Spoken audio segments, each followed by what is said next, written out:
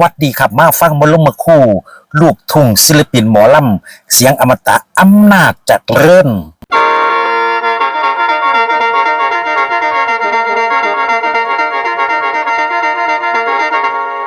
โอ้ยโอ้โอ้ยโอ้ยโอ้ยละนาง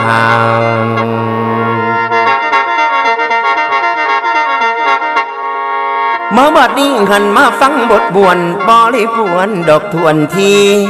จากไก่สอนเรื่องสีหากสิมีมาเก่าแจงแถลงขอดอกโตก่อน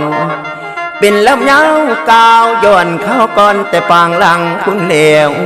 ตั้งแต่ยังไว้ยาวจนบ่าวแวงเด้อตอนนั้นทินพุนท้องเดียนบ้านพุ่นสถานมองเกิดก่อเมืองเสียนางเด้อโมเจ้าเพิ่นขานเมาแต่เก่ามา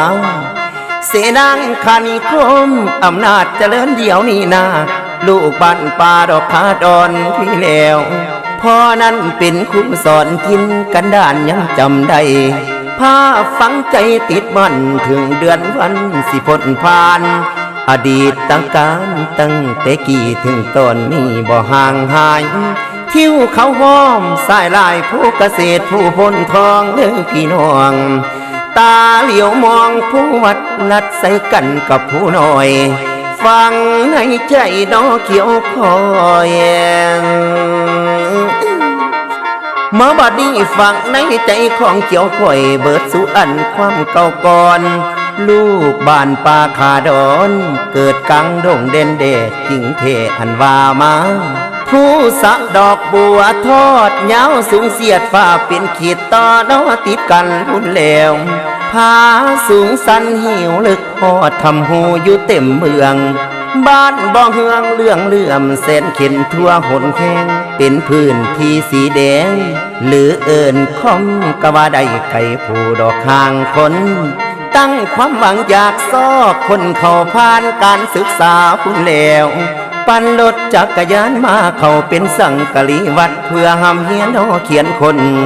ความสุขสนเข้าไว้รุ่นเบาบาปบุญพ่อไข่แน่วัดที่นิมิตธรรมารามเล่นกับเงินซ้ำเสียวกะจังแม่นดื้อคักแท้หาดมวยซ้อมดอกศกกันจนว่าเจ้าอาวาสท่านบ่ให้อยู่สู่จงไปวัดดอนไหวบอนฝากไก่พิงพักต่อมาเด้อตอนคุณนับมาบุญเหลือล้นประคองต้นบอกให้เปินมัธยมอำนาจเจริญ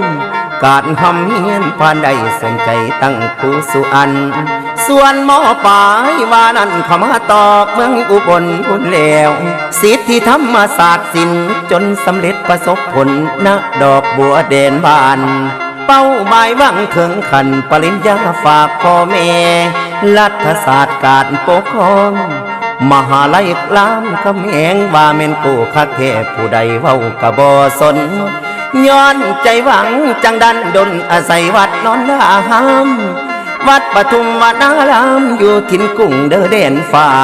เป็นนักร้องนำวงหมอลอติดแถวหน้าเป็นจุดพาให้ผ่อนเปลี่ยนไปประกวดนักห้องอันดับได้ดอกดังไม้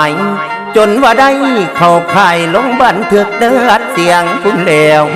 เป็นไก่สอนเรื่องสีโด่งดังแต่เขาคุณบุญคุณแฟนเพียงให้กำลังใจน้อล้นลังวงดนตรีก็ได้ตั้งเดินสายเล่นดอกทั่วไทย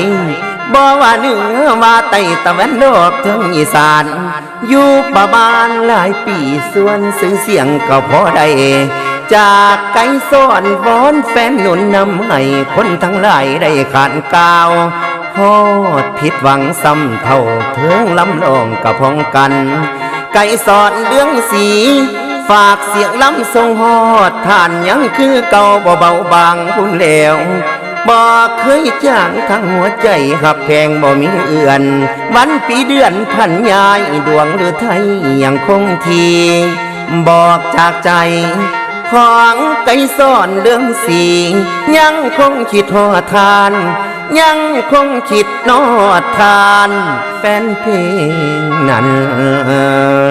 แม่นบ่ลืมเด้อละแฟนโอ้โอ้โอ้